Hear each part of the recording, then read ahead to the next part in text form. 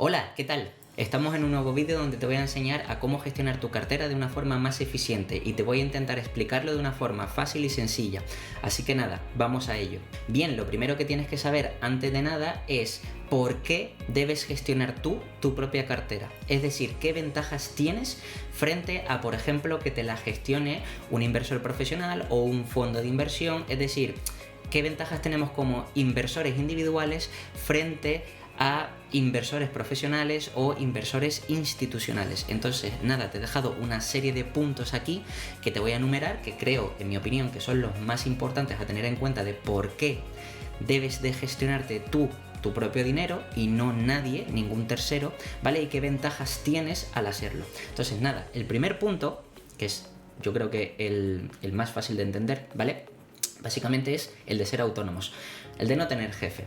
Es decir, no tenemos que rendir cuentas a nadie de lo que compramos, lo que vendemos, cuánta cantidad compramos, cuánto vendemos, el tiempo, si queremos destinar más tiempo a analizar unas compañías que otras, o si por el contrario queremos estar un tiempo sin invertir nada, o queremos durante otro tiempo simplemente tener una etapa de análisis, otra etapa de valoración, y luego ya más adelante pensaremos en comprar. También podemos pensar en la cantidad inicial, final, es decir, esto como concepto, todas esas ideas, ¿vale? Lo básico es que nosotros nos autogestionamos la cartera, entonces tenemos el 100% de facilidad para mover la cartera en función de nuestro propio interés y por tanto no tenemos que rendir cuentas ante nadie. Digamos que este es el punto más fácil de entender, ¿vale? Y es quizás uno de los más importantes, pero por supuesto quedan muchísimos más puntos. Entonces, el segundo, por ejemplo, ya sería el poder asignar porcentajes distintos a nuestra cartera, es decir, diferentes pesos. Si queremos tener, por ejemplo, una cartera más concentrada, por ejemplo, tú si quieres puedes tener una sola acción, no hay ningún problema, es decir, es tu cartera, no tienes a nadie diciéndote lo que debes o no debes hacer, o por el contrario, si quieres tener 40 acciones, pues también evidentemente pues puedes tenerlas, puedes diversificarlas por países, por sectores, como quieras, ¿vale? Esta sería otra ventaja que tenemos como los inversores, digamos, individuales frente a los profesionales.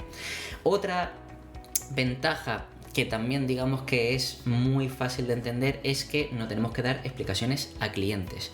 Si lo piensas bien, por ejemplo, cuando aquellas personas que gestionan un fondo de inversión, tienes que pensar que hay muchos clientes que no tienen conocimientos de inversión, es decir, no tienen conocimientos sobre la bolsa, no tienen conocimientos sobre cómo invertir, las mejores formas o por qué se hacen ciertos movimientos, y muchas veces esas personas guiadas por pánico, por miedo, pues te van a hacer llamadas, te van a agobiar, te van a tosigar preguntándote, oye, ¿por qué has hecho esto? ¿Por qué has hecho lo otro? ¿Por qué has vendido esto? ¿Por qué has vendido lo otro?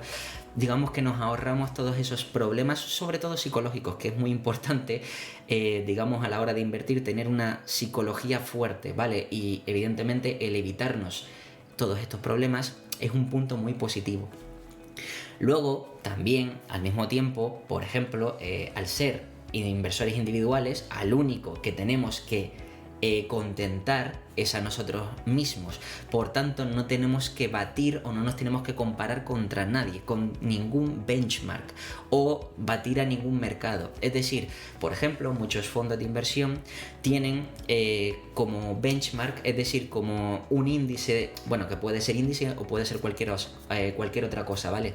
Pero digamos que ese algo principal con el que compararse de tú a tú para ver realmente si has obtenido mejores o peores resultados. Es decir, es como esa referencia. No necesitamos tener una referencia porque puede perfectamente podemos tener un año en el que batamos al mercado, pero luego a lo mejor los 2 siguientes años, si queremos, pues no invertimos, nos mantenemos en liquidez, o los siguientes 2 años pues hay un año que lo batimos, hay otro año que no lo batimos y no pasa nada, ¿me entiendes? No tenemos que dar, como ya he dicho en puntos anteriores, explicaciones a nadie, y por tanto no tenemos esa presión de estar constantemente superando al mercado. Luego, otro punto muy importante que está ligado con lo que ya te he comentado, no tienes también presión de clientes de obtener resultados, que digamos que está todo ligado, es decir, que tampoco tienes a los clientes diciéndote, oye, es que este fondo yo pensé que iba a dar un X% anual y en lugar de eso, pues este año o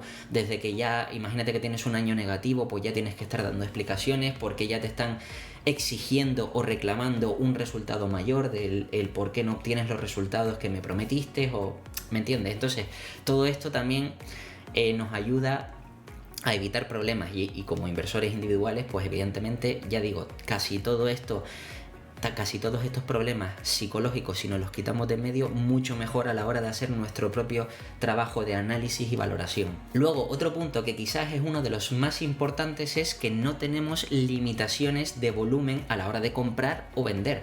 Es decir, por ejemplo, como sabes, hay muchos fondos de inversión que tienen limitaciones a la hora de comprar. Es decir, por ejemplo, no pueden tener una posición en su cartera de una compañía que represente más del 10%. Por ejemplo, todas estas normas las ponen los reguladores de mercado. En este caso, en España tenemos la CNMV.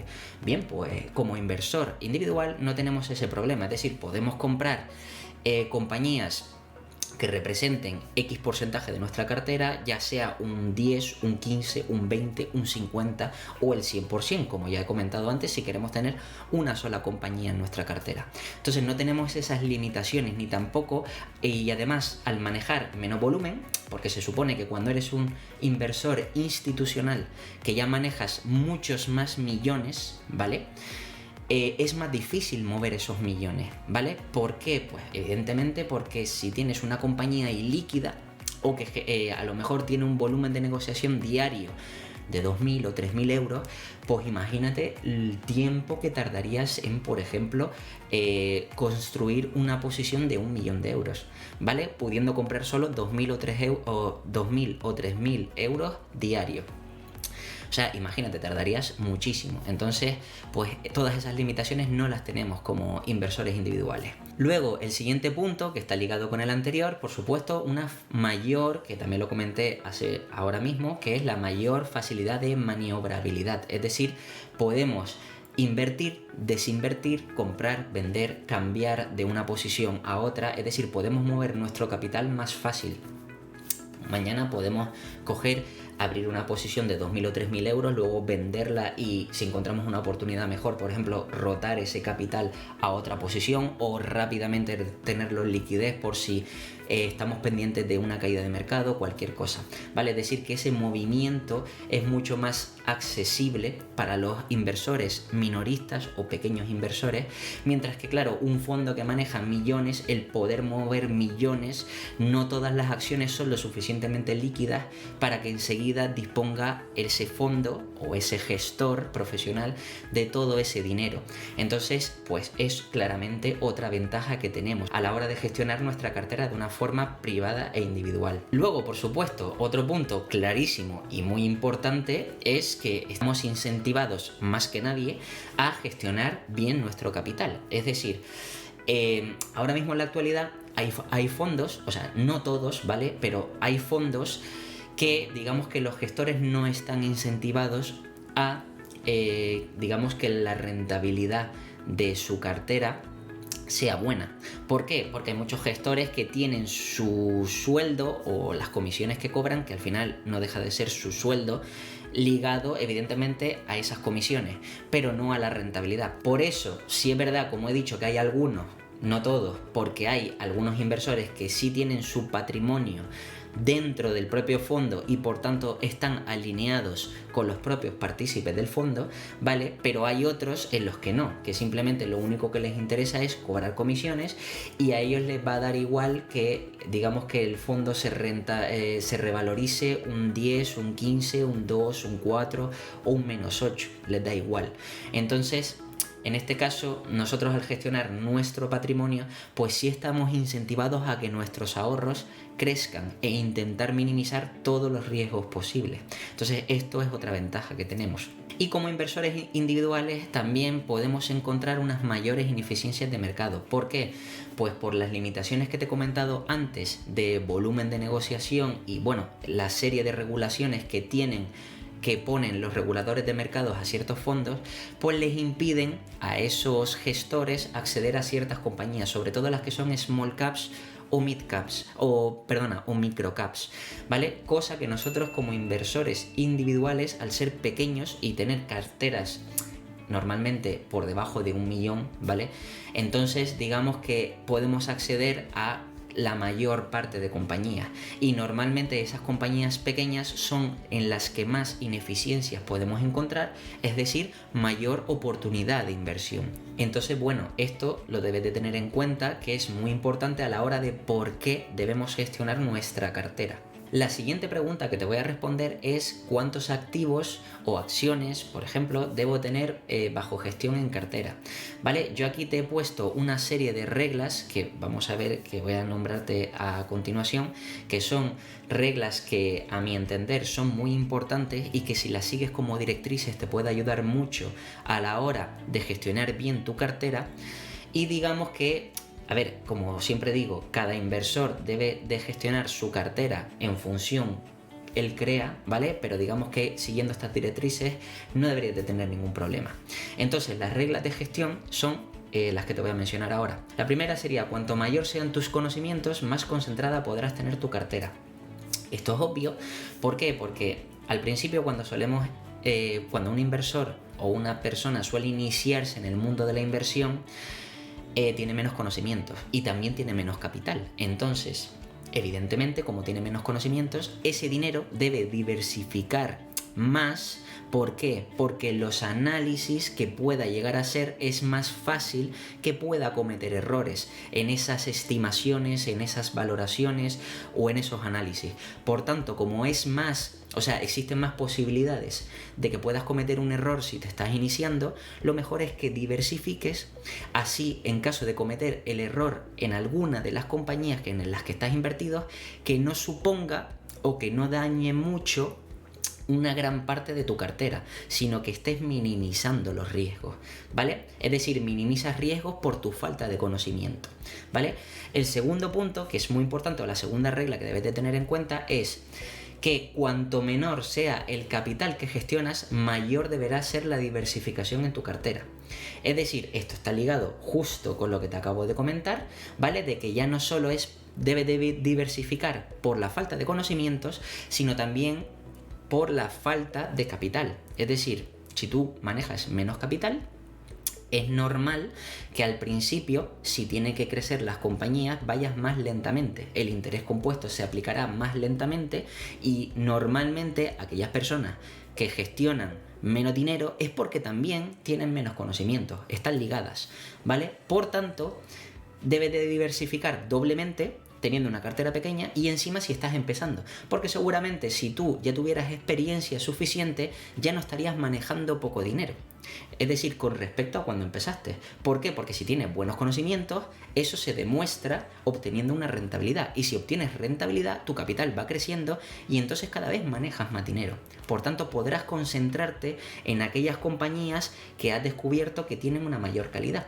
y por tanto minimizas los errores que puedas llegar a cometer después. Luego, otra regla muy importante que no debes de olvidarte es que cuanto menor sean los activos bajo gestión que tengas en tu cartera, mayor tiempo de análisis y valoración podrás dedicarle a cada uno, ¿vale?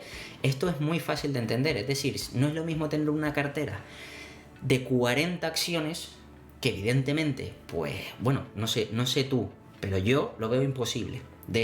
Cualquier persona que tenga, en mi opinión, más de 15 acciones en cartera, es imposible de que las controle todas al 100%, es imposible, por lo menos para mí.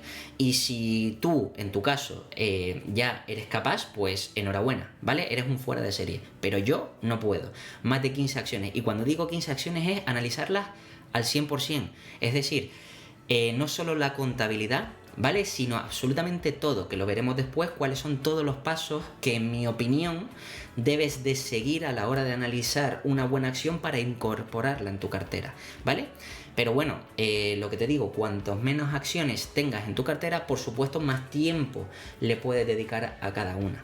Por tanto, si eres una persona que tienes poco tiempo, pues lo normal es que deberías de intentar ese poco tiempo concentrarlo en pocas acciones, no tener muchas que estén analizadas de forma superficial, sino intentar concentrar tu tiempo, el poco tiempo del que dispones, para intentar analizar de forma completa menos compañías, pero por lo menos tienes más seguridad y certeza de que la valoración y estimación que estás haciendo es la correcta. Luego, otra regla muy importante que debes de tener en cuenta es que cuanto mayor volatilidad tenga un activo, en este caso una acción, mayor margen de seguridad y rentabilidad futura debemos exigirle. Es decir, que esto se conoce como el ratio riesgo-beneficio. Por ejemplo, si estamos ante una compañía que estamos analizando que es muy volátil, es decir, que se mueve mucho, el movimiento de mercado es hoy sube un 10, mañana baja un 15, pasado sube un 7 y así, debemos exigirle que tenga un mayor margen de seguridad, ¿vale? Y al mismo tiempo que nos vaya a dar una rentabilidad futura, ¿vale? O anualizada mucho mayor que la media del mercado. ¿Por qué? Porque al asumir ese riesgo de que si invertimos a un precio y no sabemos lo que va a pasar mañana, como es una acción que igual que te sube un 10, te puede caer un 10, pues por lo menos sea cual sea al precio que compres esa acción, ya que es volátil, debes exigirle a lo mejor no un 10 o un 15, sino a lo mejor tienes que buscar compañías que siendo tan volátiles te den un 20 o un 30. ¿Me entiendes? Es un ejemplo. Todo esto debes de tenerlo en cuenta porque el ratio riesgo-beneficio significa que en esa compañía si podemos perder, por ejemplo, el 100%, es decir, la totalidad de la inversión a la hora de invertir sin apalancamiento, sino con el dinero que decidamos poner, ¿vale? Pues si perdemos el 100%, ¿vale? Pues, por ejemplo, que nos pueda llegar a dar el upside de esa inversión que sea a lo mejor de relación de un 400%, una relación de 4 a 1, de 3 a 1, para que nos salga rentable. Luego, otra regla que debes de tener muy en cuenta y sobre todo para la situación actual en la que nos encontramos, y es que bueno, actual no, sino hace poco, ¿vale? Pero sería que cuanto mayor estén los mercados en general, ¿vale? Más liquidez debemos de intentar tener en cartera. ¿Por qué? Porque evidentemente lo que tenemos que hacer, recuerda que debemos intentar sobrepagar múltiplos o precios de compañías. Tenemos que intentar siempre pagar aquellos múltiplos o precios que estén por debajo del valor intrínseco. Y si estamos ante un mercado caro, que el mercado al final no es más que la media de todas las acciones que cotizan en ese mercado, quiere decir que hay muchas compañías que están por encima, ¿vale? Por tanto, quiere decir que están muy caras. Entonces debemos de evitar invertir en ese tipo de compañías y es mejor esperar con liquidez para que cuando corrija el mercado podamos hacer esa inversión. Luego, otra regla muy importante es tener en cuenta que debemos de intentar minimizar los riesgos o errores de inversión. Es decir, los riesgos sistémicos y los riesgos no sistémicos, ¿vale? Para resumirlo, que ya lo explicaré en otro vídeo más en profundidad, digamos que son unos los riesgos que podemos controlar y otros los riesgos que no podemos controlar, ¿vale? Riesgos de mercado, riesgos país, riesgos de tipo deuda, divisa, riesgos tipo tecnológico, o sea, del sector, o sea, hay infinidad de riesgos y debemos de intentar minimizar en cada inversión, o por lo menos en cada análisis de cada compañía que vayamos a analizar, debemos de intentar minimizarlo o prácticamente intentar reducirlo a casi cero. Reducirlo a cero es imposible, ¿vale? Porque siempre van a existir riesgos de algún tipo, ¿me entiendes? Por ejemplo, en este caso, pues los sistémicos, pero por lo menos debemos de intentar minimizarlos lo máximo posible. Luego, otra regla muy importante sería que cuanto mayor margen de seguridad tenga una compañía, mayor peso debemos asignarle a ese activo. Obviamente, es decir, si estamos ante una compañía que su valor, por ejemplo, deba valer 100 y el precio de cotización está a 50, nos está ofreciendo un 50% de margen de seguridad, evidentemente le vamos a meter más dinero porque significa que esa compañía ahora mismo debería de valer el doble, por tanto tenemos una rentabilidad del posible o un posible upside del 100%, pues parte de nuestra cartera vamos a ponerle más peso a esa que por ejemplo a otra que solo nos dé de margen de seguridad un 10%. Que evidentemente, ¿por qué? Porque si le asignamos un mayor peso a aquella que nos da un mayor margen de seguridad, al final para el global de la cartera nos afectará más positivamente. Pero es que por el contrario, si piensas en que le asignamos un mayor peso a aquellas acciones que tienen un menor margen de seguridad, pues obviamente la rentabilidad total de la cartera estará más ligada a esa compañía que tiene menor margen y por tanto menor crecimiento futuro, ¿vale? Entonces es una cosa que debes de tener en cuenta. Luego, otra regla importante es que cuanto mayor sea la deuda de una compañía, menos exposición vamos a tener a la misma. Es decir, si estamos ante una compañía que está endeudada una vez o dos veces, por ejemplo, podemos decir, bueno, pues podemos tener, me lo invento, ¿vale?, un 10% de nuestra cartera global.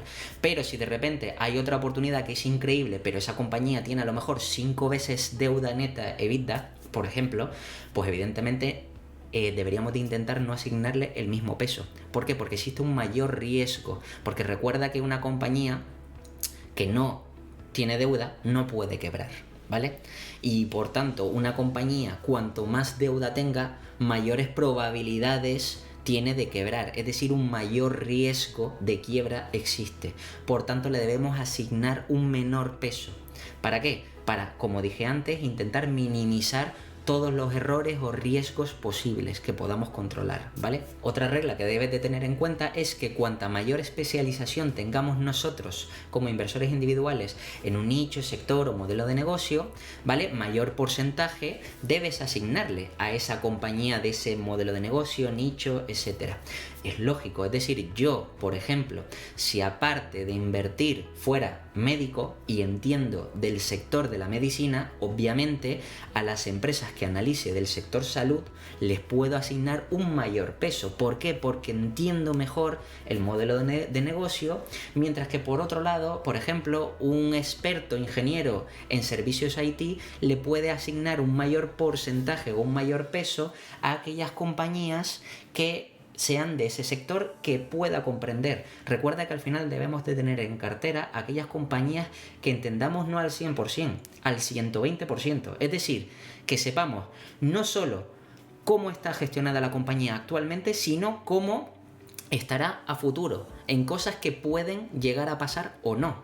Es decir, que nos anticipemos y cómo actuaría ese negocio o ese nicho o esa empresa en concreto en ese futuro que todavía no ha llegado.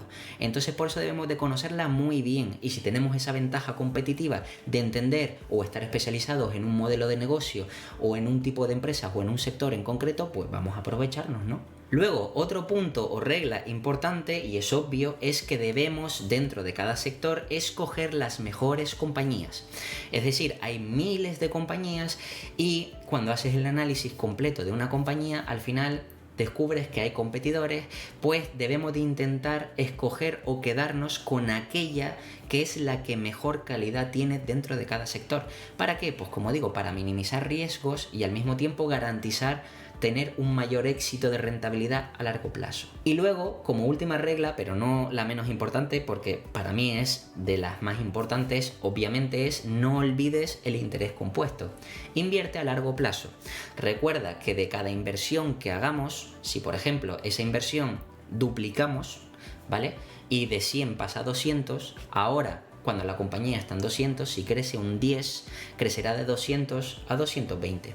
Pero como nosotros compramos en 100, nuestro capital aumentará un 20%. Es decir, cada vez que dupliquemos, nuestra rentabilidad crecerá al doble, ¿vale? Entonces es importante tener compañías no solo que sean buenas inversiones a corto y medio plazo. ¿Por qué? Porque estamos en situaciones de, como es la situación actual, de un conflicto o de la pandemia o de cualquier cosa, siempre intentamos buscar cosas que a corto y medio plazo vayan bien, que sean resilientes, que sean buenos negocios, resistentes, pero recuerda o no olvides que el horizonte más importante, que no debemos olvidar nunca, es el largo plazo. Si esas compañías son buenas ahora o están baratas ahora, pero en el futuro o de aquí al futuro seguirán creciendo. ¿Para qué? Para que esa rentabilidad se siga multiplicando y multiplicando y multiplicando. Y por tanto, nuestra rentabilidad a largo plazo sea de forma exponencial y no lineal. Bien, entonces una vez has entendido cuántos activos debes de tener en cartera en función de las reglas, ahora lo siguiente que te voy a explicar es el por qué o cuándo, mejor dicho, comprar y vender una acción para tenerla en cartera. Bien, aquí como ves, digamos que esto es una cosa, opinión mía, ¿vale? Pero digamos que debe estar ligado el porcentaje de compra o venta que vayas a tener de una acción también en función de los conocimientos que tengas sobre esa empresa. Entonces, aquí como ves hay una lista de varios puntos, ¿vale? Donde te indico que en función vayamos cumpliendo cada vez o entendiendo o analizando más puntos, más peso le podemos dar en cartera. Por ejemplo, supón que a priori tú quieres tener 10 acciones en cartera. Me da igual el dinero que tengas, pero 10 acciones en cartera. Eso se supone que cada acción debería tener aproximadamente un 10%, ¿vale? Lo normal, ¿vale? No es directamente desde el principio cuando vayas a comprar, es soltar ese 10% de cada posición. Es decir, que sería el 100% de cada inversión. No, sino lo normal es ir comprando poco a poco. En función de varias cosas, en función de que la empresa vaya cumpliendo con aquellos puntos positivos que a nosotros nos den, digamos que nos den más seguridad a la hora de invertir en esa compañía. Entonces, en este caso, pues tenemos análisis y valoración previo, tenemos un análisis cuantitativo, cualitativo, el sector y competidores, el contexto macroeconómico, microeconómico, los riesgos asociados y, por último, hacer una tesis de inversión. Entonces, a continuación te voy a explicar cada punto, ¿vale? Y quiero que entiendas que si cada punto lo vamos cumpliendo y vamos realizando el análisis de cada apartado, podemos destinarle la totalidad que teníamos pensado, ¿vale? Entonces vamos a ir explicando punto por punto. Bien, el primer punto, que sería la valoración o análisis previo, que se conoce también como valoración rápida, ¿vale? No es más que coger una compañía, una idea de inversión que podemos generar a través, yo que sé, de un screener, de una idea de un amigo, de un tío o de incluso de copiando a un inversor conocido o de un youtuber, lo que sea, me da igual, ¿vale?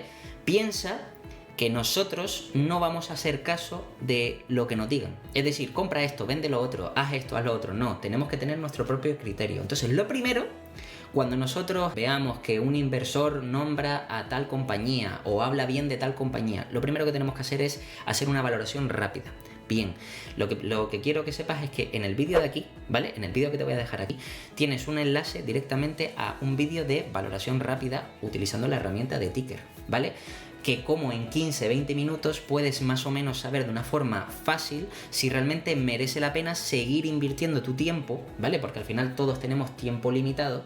Entonces, haciendo una valoración rápida, podrás saber si merece la pena dedicarle más tiempo y análisis en profundidad a esa compañía, si parece interesante o si no, ¿vale? Entonces, como digo aquí, evidentemente es imposible analizar todas las empresas del planeta y, por supuesto, tenemos que hacer una valoración rápida para poder descartar aquella basurilla que no nos interese, ¿sabes? Y quedarnos con las que a priori parecen atractivas. Luego, evidentemente, vamos a analizarlas de una forma más profunda, pero con este descarte inicial ya digamos que nos quitamos mucha basurilla de encima y por tanto destinamos nuestro tiempo a aquellas compañías que a priori parece que merecen la pena. Bien, el segundo punto, una vez hemos hecho la valoración rápida o análisis y valoración rápida, ahora tenemos que entrar en profundidad, ¿vale?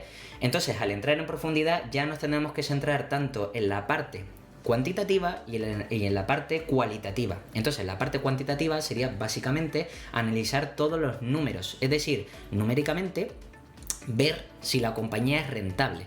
¿Cómo podemos saber esto? Bien, por medio de la contabilidad. Aquí te voy a dejar un enlace a una lista de reproducción de contabilidad para que sepas analizar una compañía desde cero y en profundidad y sepas todos los datos, sacar todas las métricas y extraer toda la información necesaria de forma numérica. Al final piensa que nuestro objetivo a la hora de analizar una compañía de forma cuantitativa es sacar o hallar ese valor intrínseco. ¿Para qué? Para saber cuánto vale nuestra empresa en el presente y cuánto puede llegar a valer nuestra empresa a futuro, ¿vale? Otra cosa diferente es el precio, pero que eso es lo que puede que estemos dispuestos a pagar o no, pero el valor intrínseco es el valor, que es una cosa subjetiva que debemos analizar cada uno, cada inversor, ¿vale? Y la primera herramienta que tenemos y la más clara es la contabilidad para analizar toda esa parte numérica. Bien, el tercer punto, evidentemente, la otra parte sería el análisis cualitativo. El análisis cualitativo ya dejamos de lado, digamos que la parte numérica y nos centramos más en toda la información que nos puede dar la compañía.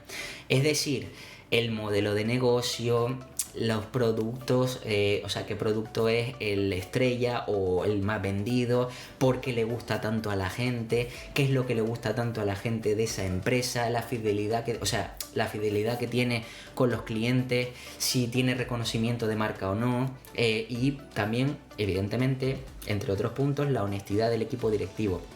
Es decir, todo lo que se puede ya no medir de forma numérica, pero sí se puede entender en función de las acciones o de la dirección que ha seguido el equipo directivo o cómo ha evolucionado la compañía, es decir, toda la parte cualitativa, es decir, saber si, por ejemplo, para el sector que estamos analizando, ese sector tiene futuro, como por ejemplo podría ser las empresas IT de software en la nube, ¿vale? Porque vemos que todas las compañías cada vez más se quieren digitalizar, es decir, tienen viento de cola, o por el contrario, empresas que digamos que no tienen un viento de cola, sino tienen viento en contra, como por ejemplo empresas de petróleo.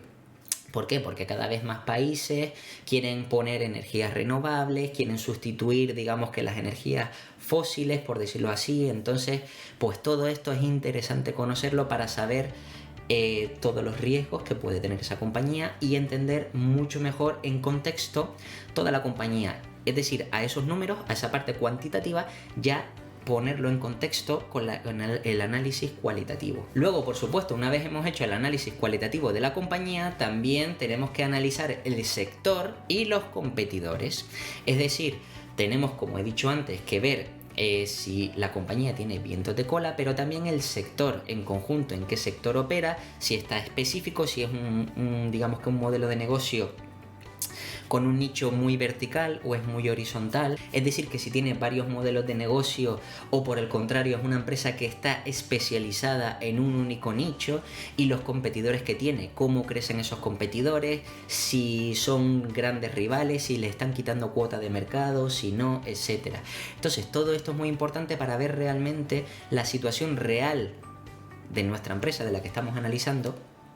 Y también tenga en cuenta que si analizamos el sector y competidores, nos podemos a lo mejor dar cuenta de que o el sector que estamos analizando en profundidad o no sirve o no nos gusta, porque no nos sirve porque vemos que tiene muchos riesgos o muchas pegas, muchas trabas, o que hay muchos gobiernos de ciertos países que están en contra de ese sector en concreto, o por el contrario nos podemos dar cuenta también de, analizando competidores, de que a lo mejor la compañía que estamos analizando no es la mejor y sin embargo uno o dos competidores son mejores compañías y por tanto pueden ser mejores opciones de inversión. Entonces es importante también hacer este análisis. Todo esto, recuerda, se hace antes de incluir una acción en nuestra cartera, ¿vale? Por supuesto, una vez hemos analizado el sector y luego también a los competidores, ahora tenemos que analizar el contexto macroeconómico, es decir, en qué situación a nivel mundial estamos. Es decir, como es ahora que estamos en un conflicto bélico, o hemos pasado por una pandemia, o estamos en una crisis inmobiliaria como el 2007-2008,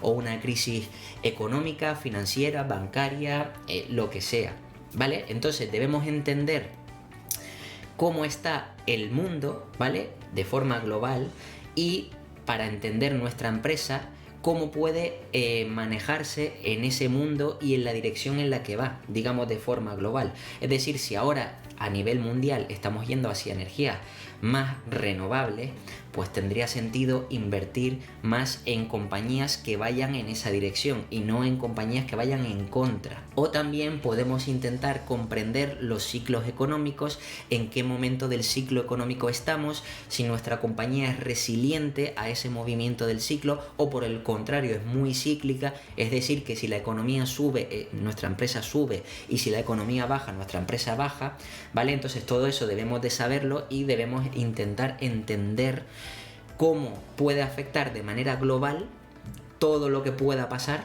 a nuestra compañía en cuestión. Una vez hemos analizado el contexto macro, también no debes de olvidar el contexto microeconómico, es decir, ya no a nivel global, sino a nivel nacional, por ejemplo. Es decir, Nuestra compañía si opera, por ejemplo, en España, pues eso, qué regulaciones tiene. En España, o sea, porque hay regulaciones que van en contra de ciertas compañías, qué impuestos tienen, si tiene ese sector, o sea, el sector de esa empresa tiene impuestos más altos, impuestos más bajos, tiene beneficios fiscales, no los tiene. Es decir, qué políticas económicas se aplican en ese país y cómo pueden afectar a nuestra compañía o nuestra inversión en cuestión. Entonces todo esto es muy importante tenerlo en cuenta. Una vez hemos analizado todos estos puntos anteriores, el punto número 7 sería entender, ¿vale? Una vez ya tenemos todos los puntos anteriores, entender cuáles serían todos los riesgos asociados, es decir, los riesgos que podemos tener a corto, medio o largo plazo, ya sean riesgos macroeconómicos, riesgos microeconómicos, riesgos del sector, riesgos por pérdida de cuota de mercado porque los competidores de nuestra compañía crecen, mientras que la compañía que estamos analizando no crece. Riesgos evidentemente contables, de que la contabilidad no es tan sólida como teníamos pensado.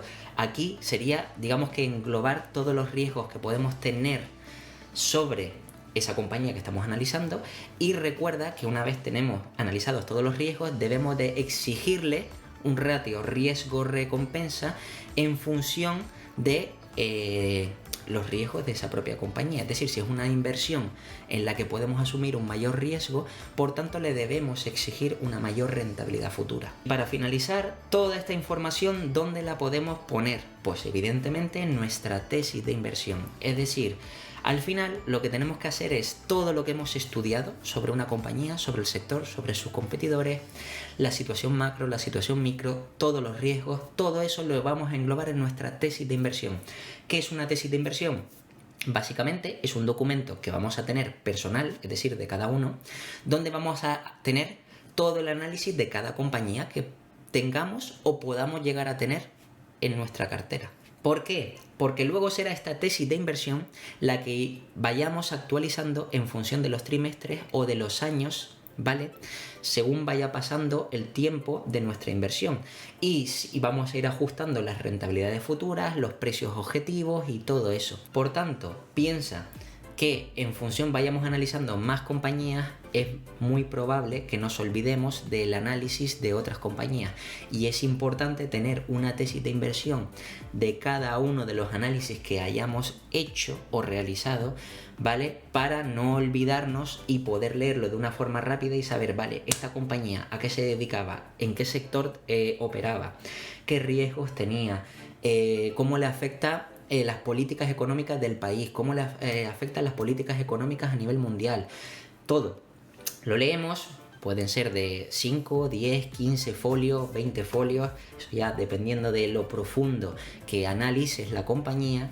Y por supuesto, una vez tengamos esa tesis de inversión, pues ya tenemos una compañía en nuestro watchlist, es decir, debemos de tener una carpetita, si quieres entenderlo así, ¿vale? Donde tengamos una lista de seguimiento de todas esas acciones que ya hayamos analizado, y aunque no quiere decir que terminemos comprándolas, pero por lo menos que ya entendemos de qué va el negocio, de qué va la empresa y todo eso, y cuando esté a un mejor precio o a un mejor múltiplo, poder comprarla sin ningún problema. Entonces, como vistes antes, que te voy a ir a justo atrás, aquí, cuantos más puntos vayas analizando y completando a la hora de analizar o valorar una compañía, evidentemente más porcentaje le puedes asignar de peso a esa compañía.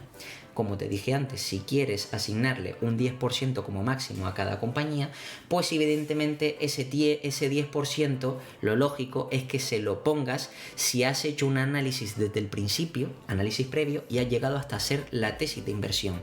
Es decir, que ya conoces el sector, conoces los riesgos, conoces cómo le afecta la macroeconomía, la microeconomía, quiénes son los principales competidores y toda esa serie de preguntas. Entonces compraremos más porcentaje, estaremos más cerca de ese 10% en el ejemplo de querer tener 10 acciones en compañía. Y a la hora de vender, pues por supuesto venderemos más cantidad en función menos información tengamos de una compañía. Es decir, si nosotros solo hemos hecho un análisis o valoración previo y queremos comprar porque a priori nos parece interesante esa inversión, pues bueno, yo puedo decir, vale, si yo tengo pensado poner por ejemplo, 1.000 euros en una compañía, pues digo, bueno, como solo he hecho el análisis previo y me sale una valoración súper interesante, pero no he hecho nada más, pues a lo mejor puedo poner un 10% de esos 1.000 euros que tenía pensado poner en esta inversión. Y luego ya seguiré analizando. Y evidentemente a la hora de vender, si solamente he hecho esto, el análisis previo, ¿vale? Pues tendré que vender más porcentaje. ¿Por qué? Porque es más inseguro, es decir, tienes menos certeza sobre esa compañía, ¿vale? Por tanto, digamos que esto debe funcionar más o menos así. Entonces, ahora te voy a poner unos ejemplos de también cómo diversificar tu cartera según la experiencia, ¿vale? Es decir, si eres un inversor principiante o si ya eres un inversor más experimentado, es decir, que tienes más experiencia. Recuerda que como eres un inversor individual o somos inversores individuales, retail, ¿vale? Pequeños inversores, al final tú puedes gestionar la cartera como tú quieras. Esto, digamos que lo que te voy a enseñar ahora van a ser unas pequeñas directrices que puedes seguir o no, ya depende de ti, pero que por lo menos a mí me han funcionado, ¿vale? Y que según he ido viendo a distintos tipos de inversores, tanto estudiantes de otros cursos como inversores profesionales, como conocidos, como yo mismo, ¿vale? Pues digamos que más o menos si gestionas tu cartera de esta forma, como media, pues no vas a ir mal. La gestión de cartera no será una mala gestión. Entonces, bueno, pues te explico aquí los puntos. Entonces, como inversor principiante, puedes tener entre 11 o 15 acciones en cartera, que más o menos supone un 9% como máximo. Porque recuerda que como inversor principiante podemos diversificar más. En mi opinión, tener más de 15 es imposible. Es decir, ya tendrías que tener una dedicación completa. Yo en mi caso no me dedico al 100% a la inversión, es decir, tengo otro trabajo, ¿vale? Tengo otros trabajos, mejor dicho. Entonces no me puedo dedicar al 100%. Entonces analizar de forma completa más de 15 acciones ya me parece exagerado. A no ser que sea una persona que se dedica el 100% de su tiempo a las inversiones, pero un inversor principiante, lo lógico es que no. Entonces, por tanto, pues tener 11, 15 acciones puede estar bien. Evidentemente que supongan como máximo un 9%, ¿vale? De peso. Es decir, que si tenemos, por ejemplo, 10.000 euros, pues aproximadamente poner 900 euros en cada posición. Luego, de todas esas acciones que tengamos en cartera, como inversores principiantes, debe de ser o debemos asignarle un mayor porcentaje o un mayor peso a esas compañías seguras, estables o big caps, es decir, un 50%. Por ejemplo, una Microsoft, una Google, una Apple, una Facebook, ¿sabes? Empresas grandes, estables, que llevan muchos años de track record histórico de un buen crecimiento, que son resilientes a las crisis, que han demostrado seguir creciendo, seguir aportando valor y todo esto, pues como inversores principiantes, ya que nuestros análisis pueden tener ciertos errores, es más difícil cometer errores en estas grandes empresas, ya que los resultados de estas grandes empresas, por lo normal o en general, van a tender a ser siempre buenos. Luego, otro punto a tener en cuenta es que la inversión máxima que deberías de tener en empresas mid-caps o de mediana capitalización no debería de exceder del 25%, al mismo tiempo que la inversión máxima en small caps o microcaps, es decir, donde hay mayores ineficiencias, debería ser del 15%, ¿vale? Pero recuerda que como somos principiantes, también es verdad que estas habría que analizarlas más en profundidad, porque son más complejas. El equipo directivo nos puede engañar, ¿me entiendes? Mientras que las grandes son más seguidas por el mercado y es más difícil que puedan haber ciertos apaños contables o engaños. Por tanto, a estas que no están tan seguidas por el mercado, pues les vamos a asignar un menor peso, sobre todo para controlar los riesgos. Luego, otro punto importante, a las inversiones de situaciones especiales o que tengan un mayor riesgo, deberíamos de intentar no asignar más de un 5%.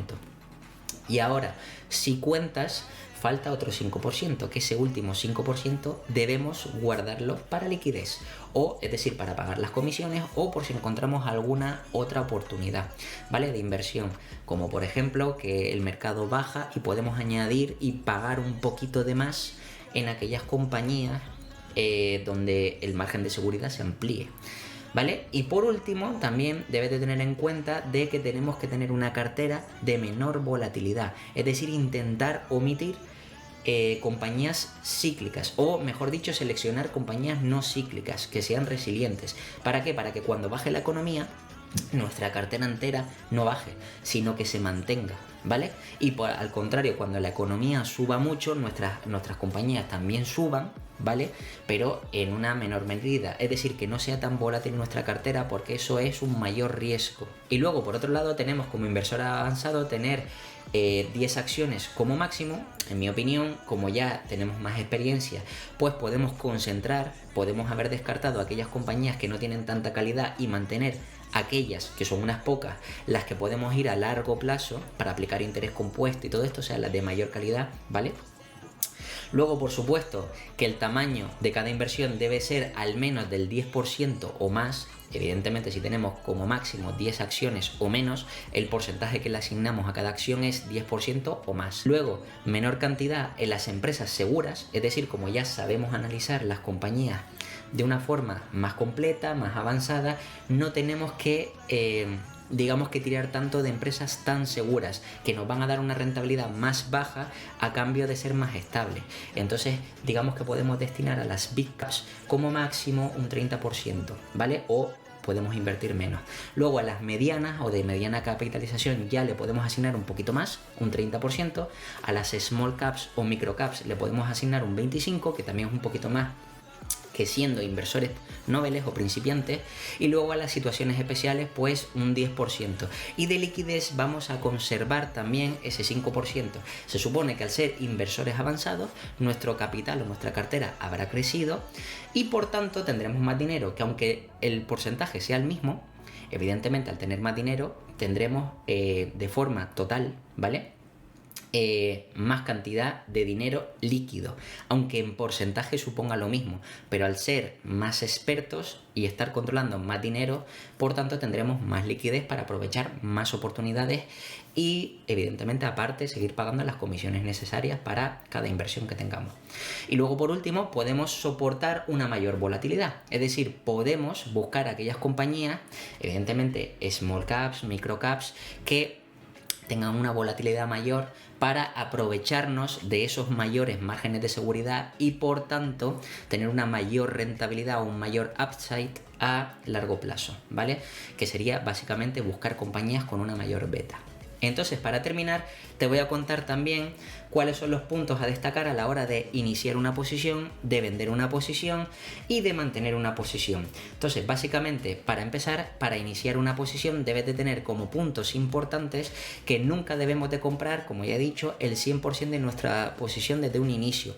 Dependerá del análisis y de en qué paso estemos del análisis de cada compañía. Si la hemos analizado en profundidad, podemos poner el 100% de lo que teníamos pensado, pero por el contrario, si vamos paso a paso y ya nos parece interesante, podemos ir poniendo un poquito de lo que teníamos pensado y según vayamos conociendo más la compañía, vamos poniendo y aumentando más la posición y hacer, digamos que un balance del precio medio de esa posición en cartera, ¿vale? Luego, por supuesto, compraremos un pequeño porcentaje adicional cuando mayor sea el margen de seguridad. Es decir, si tenemos pensado comprar un 10% de la compañía, pero es que da la casualidad de que esa compañía ha caído un 50% y tenemos un margen de seguridad del 50%, es decir, que si vuelve el precio al valor intrínseco podríamos duplicar, pues a lo mejor podemos exceder de ese 10% un poquito más. Por ejemplo, en vez de poner un 10 como teníamos pensado, ponemos un 11, ponemos un 12.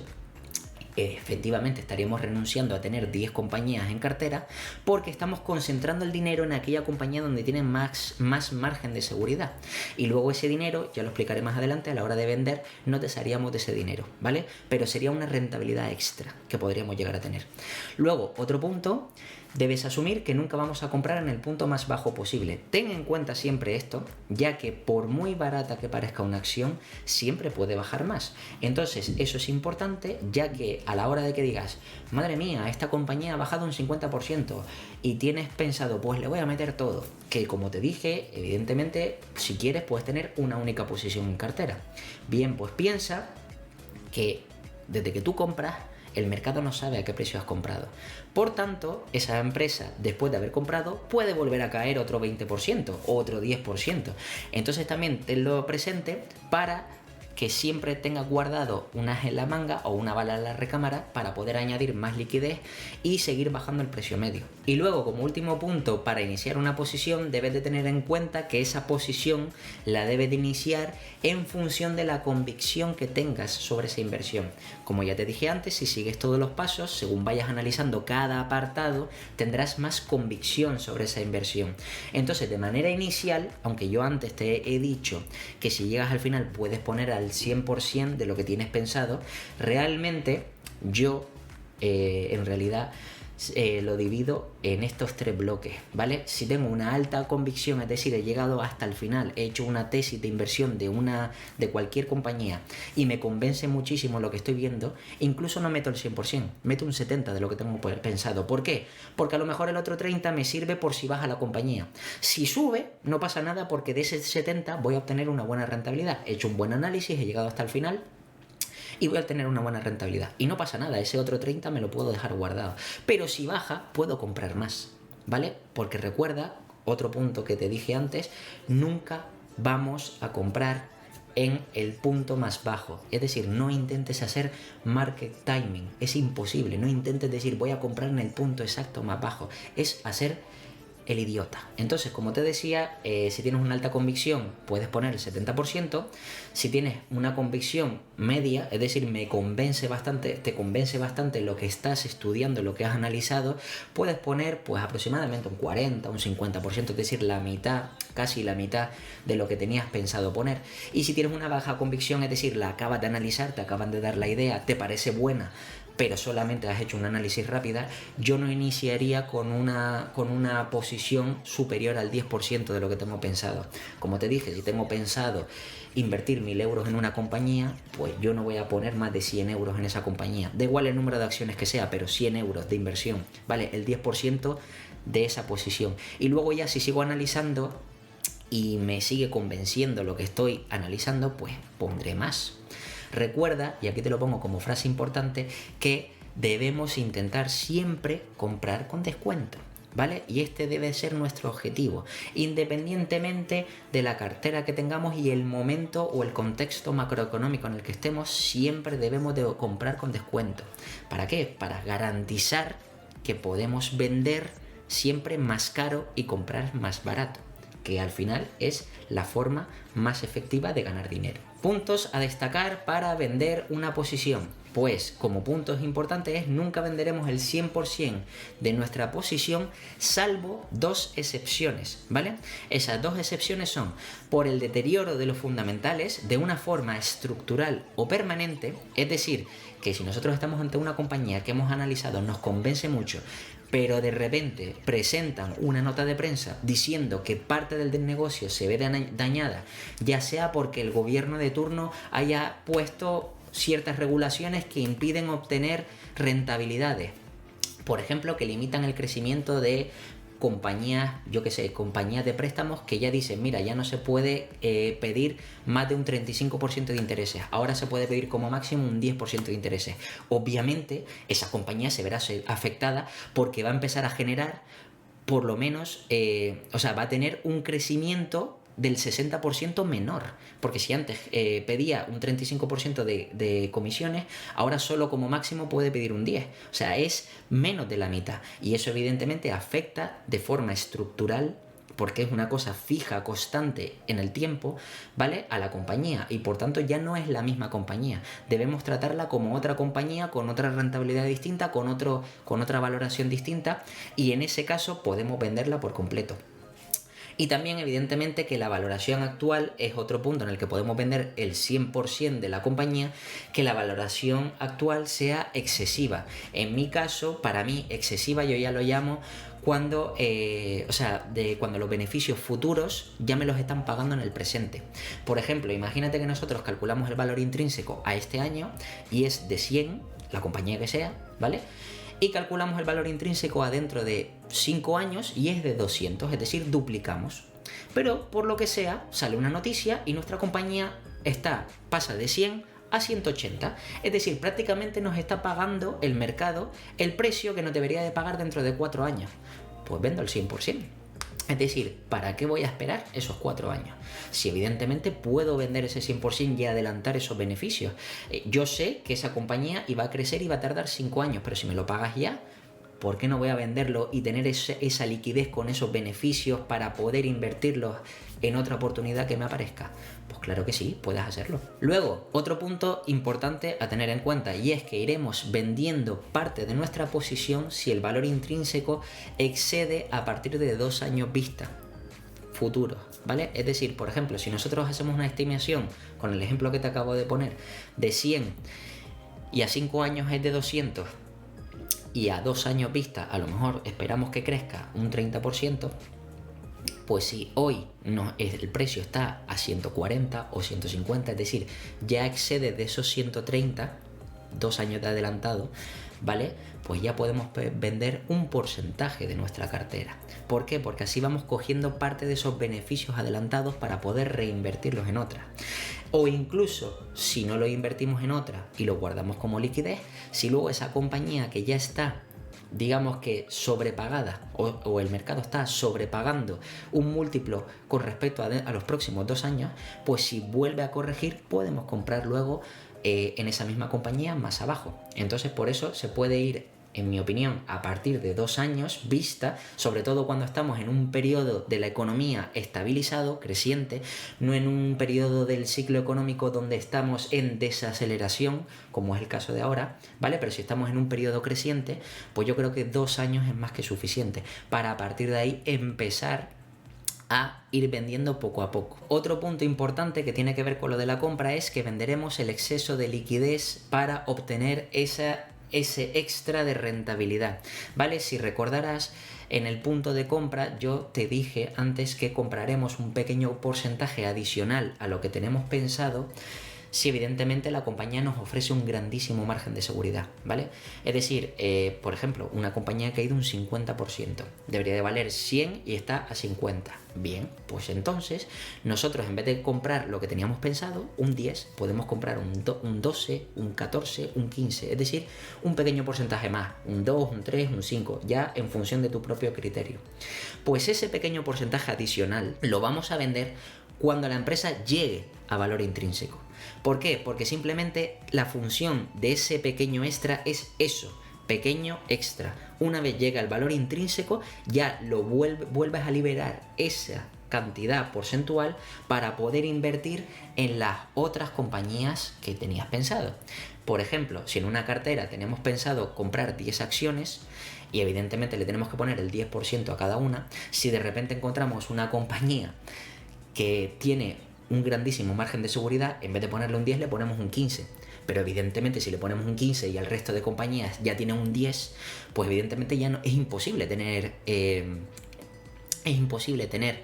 10 compañías en cartera, a no ser que sea con deuda, pero de momento con la deuda olvídate. Entonces, de momento es imposible tener más de 10 compañías, o sea, no podemos llegar a esas 10 compañías. Por tanto, cuando llega el valor intrínseco, ese exceso lo vendemos, obtenemos una rentabilidad extra. Por eso, en vez de tenerlo en liquidez, lo tenemos como rentabilidad extra y luego ya tenemos más capital para poder añadir la 10ª posición que, por ejemplo, nos faltaba o que a priori teníamos pensado. Y luego, como último punto, al igual que a la hora de comprar, pues a la hora de vender, también depende de nuestra convicción o la certeza que tengamos de que un evento o un riesgo, o sea, un evento, digamos, negativo, de la certeza que tengamos de que vaya a ocurrir. Entonces, esto es al contrario. Si tenemos una mayor convicción o una mayor certeza de que ese evento negativo va a ocurrir, debemos de vender el 100%, ¿vale? No te lo tienes que pensar, o sea, es decir, si de repente dicen, es que esta compañía tiene un fallo estructural y de repente sí o sí va a ganar un 60% menos, véndela. Si sabes que es cierto, además la empresa lo ha comunicado por medio de una nota de prensa o lo que sea y lo sabes, 100% de certeza de que va a pasar una catástrofe y tú, al precio que estás, todavía el mercado no ha reflejado esa catástrofe, véndela, ¿vale? Porque estás limitando las pérdidas, porque esa compañía va a caer muchísimo más. Si evidentemente la convicción o certeza que tenemos sobre que ese riesgo pueda ocurrir es, bueno, puede que sí, puede que no. Pues bueno, podemos llegar a podemos llegar a vender hasta más o menos la mitad de nuestra posición y esperar a ver qué ocurre. Es decir, sobre todo cuando hay incertidumbre, que el mercado, otra cosa no, pero lo peor que lleva es la incertidumbre. Entonces, cuando hay incertidumbre sobre ciertas compañías, si nosotros también tenemos esa incertidumbre, es decir, hemos analizado la compañía de forma completa y global y aún así seguimos teniendo esa duda, lo mejor es reducir la posición hasta la mitad y espera a ver qué pasa. Si la compañía continúa creciendo y se arregla, ganará, ¿vale? Porque has dejado un 50%, y si baja, evidentemente no te afectará tanto porque has sacado la mitad de tu dinero y lo tienes en liquidez incluso para luego, si es una nueva oportunidad, comprar más abajo. Y por último, si tienes una baja convicción o certeza sobre que ese riesgo se vaya a cumplir, pues puedes vender un poquito si necesitas liquidez, ¿vale? Un 10, un 20% te pongo yo aquí. Y una cosa que debes de tener en cuenta que es muy importante, no tengas miedo a perder con pérdidas. O sea, no tengas miedo a vender con pérdidas, mejor dicho. Que básicamente eso es uno de los mayores errores que cometen, sobre todo los inversores principiantes, de decir, bueno, estoy en pérdida, voy a esperar hasta que el mercado se recupere y ya sobrepase y ya me lo vendo. No, si es una mala inversión, quítatela de en medio. ¿Vale? Da igual que estés en menos 100, en menos 200, en menos 1200, me da igual. Si de repente tú haces un análisis, ¿vale? Has seguido los pasos y cambia los fundamentales de la compañía y pasa a ser, en vez de ser un negocio excelente, pasa a ser un negocio mediocre, ¿vale? Quítatela, aunque sea con pérdidas. ¿Por qué? Porque si puede seguir bajando, es mejor cuanto antes cortar las pérdidas, que luego ya recuperarás esa inversión con otra idea de inversión. Es decir, el mercado no sabe qué precio compraste, qué acción compraste, cuánta cantidad compraste, no sabe y no te debe nada el mercado. Por tanto, no intentes esperar a ver si el mercado te hace recuperar el dinero que tienes perdido, porque es una estupidez. Y por último, los puntos a destacar para mantener una posición, que esta digamos que es la parte más importante. Si queremos ser inversores a largo plazo, evidentemente debemos de mantener nuestra posición lo máximo posible. Entonces, ¿qué es lo que debes de hacer? Bien, revisar tu tesis o plantilla al menos una vez al mes y ajustarla por noticias, comunicados de prensa de la compañía, etc.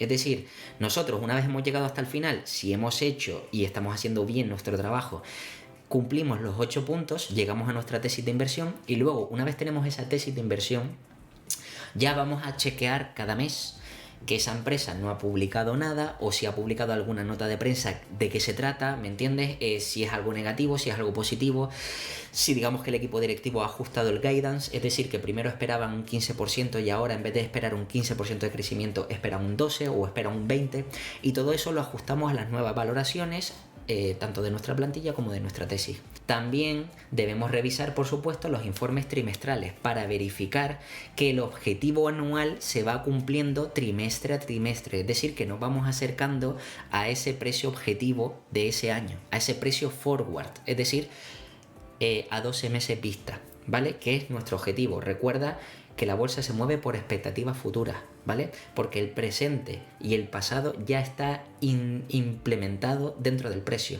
y lo que tenemos que saber ver es cómo va a evolucionar ese negocio a futuro. Luego, otro punto importante, evidentemente, es revisar también los informes anuales, por supuesto, para verificar que la compañía cumple con los guidance que da tanto del equipo directivo y ajustarlo a nuestra tesis y plantilla de valoración. Es decir, ver que año a año el equipo directivo nos dice, bueno, esperamos tener crecimiento del 15% anualizado. Pues bien, cada vez que presenten los annual report, verificar que efectivamente la compañía está creciendo a ese 15%. Si es más, pues lo ajustamos. Si es menos, pues también lo ajustamos. Y en función de eso, iremos tomando decisiones de comprar más y aumentar la posición, o por el contrario, quitarnos porcentaje de inversión de encima. Dependerá de lo interesante que esté o no esté, pero recuerda que esto es para mantener. ¿Cómo debemos mantenerla? Con el paso de los meses y de los años, sobre todo, que es lo más importante, a largo plazo. Otro punto, y yo creo que es el más importante de todos, es ser paciente. Vale, debemos ser pacientes.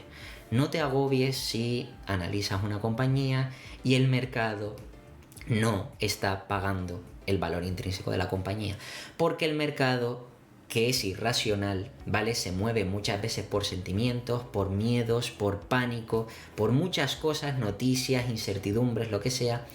Y evidentemente el mercado puede estar más tiempo. Esta creo que era una frase que decía Warren Buffett. El mercado puede estar más tiempo siendo irracional de lo que te puede durar a ti la liquidez que tengas en cartera. Es decir, no luches contra el mercado, no te agobies con o compro ya, o si en 2-3 meses no ha subido la vendo. No hagas esas cosas. Sé paciente, tú haz bien tu análisis y piensa a largo plazo. Esta compañía me va a generar tanto crecimiento del valor intrínseco, ya está, el precio ya se ajustará a ese valor intrínseco. A nosotros lo que nos importa es el valor intrínseco, el precio ya se ajustará, ¿vale? Y cuando se ajuste ya obtendremos nuestra rentabilidad por nuestro trabajo bien hecho, pero hay que ser pacientes, ¿vale? No es una cosa que de la noche a la mañana las empresas crezcan de forma lineal y se multipliquen un 400. Lo mismo, nos podemos tirar 2, 3, 4 años con una acción quieta. El precio está quieto, pero el valor intrínseco sube, sube, sube y sube, y nosotros esperamos, y después de esperar 4 años, lo mismo de la noche a la mañana, coge y te crece un 200 de golpe. ¿Me entiendes? En cuestión de 2-3 semanas te crece un 200, te crece un 50, te crece un 60. Así que es importante ser pacientes, es lo más importante. Por supuesto, no utilices stops, ni stop loss, ni nada de esto para limitar riesgos. Yo he hecho cursos de análisis técnico y yo he utilizado los stops, y te puedo garantizar que los stops para lo único que sirve es para invertir a corto plazo, o a corto o a medio. Te pongo un ejemplo. Yo estuve invertido en Amazon a $600. No te voy a decir al precio que está ahora, lo puedes mirar ahora, pero eso es lo que he dejado de ganar. ¿Por qué? Porque yo en su día sabía que Amazon era un buen negocio, ¿vale? Lo tenía analizado, pero hacía análisis técnico y aplicaba stop.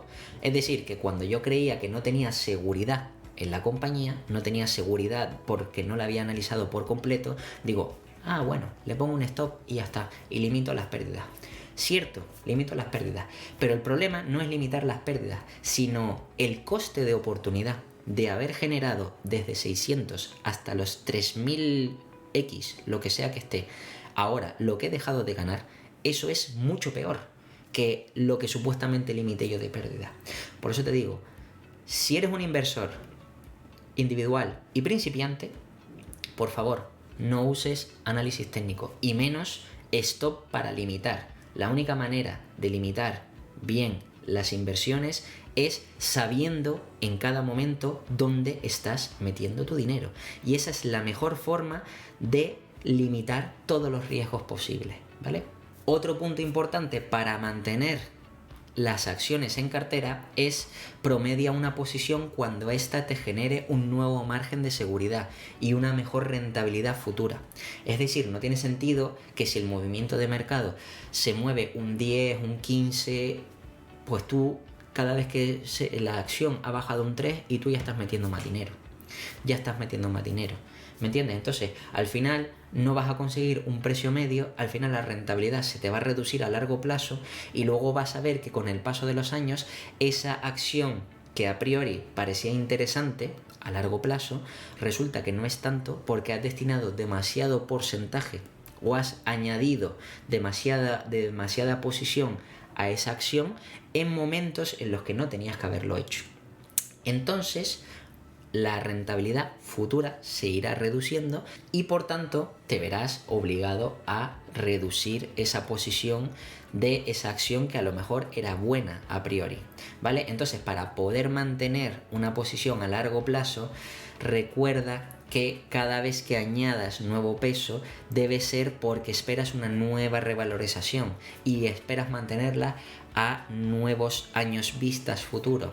Es decir, que si nosotros hacemos una tesis de inversión a 5 años y cuando pasan esos 5 años vemos que la compañía en los próximos 5 años puede volver a seguir creciendo a esa misma tasa, pues la mantenemos. Si no hacemos ese trabajo y solamente nos limitamos a 5 años y una vez lleguen a esos 5 años ya la vendemos, pues no la estamos manteniendo a largo plazo. Por eso debemos verificar en cada momento que el margen de seguridad sigue estando bien, o si ha aumentado o se ha reducido, y la rentabilidad esperada cada año, ¿vale? A futuro.